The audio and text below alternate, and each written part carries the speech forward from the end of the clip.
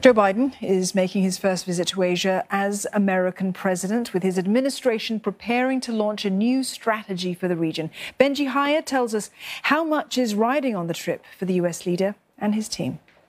So help you God? So help me God. Congratulations, Mr. President. When elected president, Joe Biden pledged to make the Pacific a focal point of U.S. policy. But he's seen his attempts at an Asian pivot hampered by the pandemic and the outbreak of the largest conflict in Europe since World War II. This week, President Biden is finally visiting South Korea and Japan for bilateral meetings with the leaders of both countries.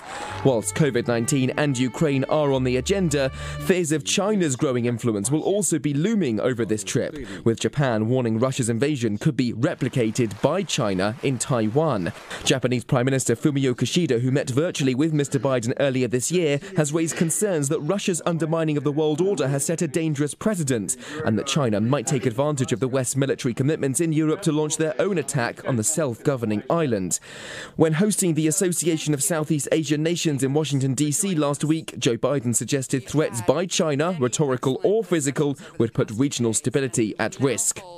The Indo-Pacific is an Indo-Pacific that is free and open, stable and prosperous, and resilient and secure is what we're all seeking.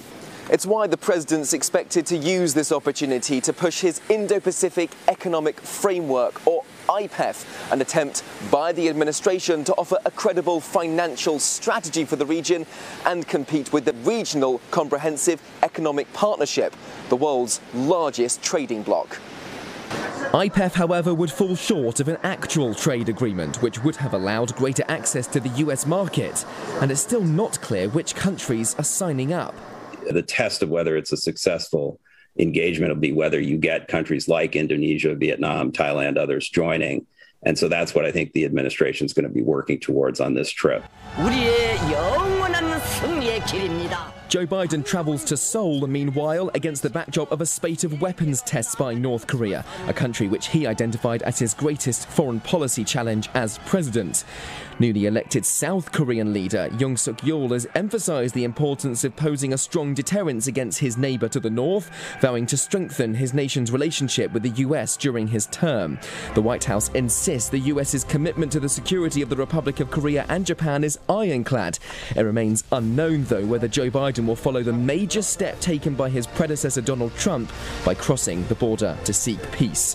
One further important highlight of the trip, another meeting of the nascent quadrilateral security dialogue between the US, India, Japan and Australia. There are questions around how effective that particular part of the trip is going to be, given that India has been a little equivocating on the Russia-Ukraine story.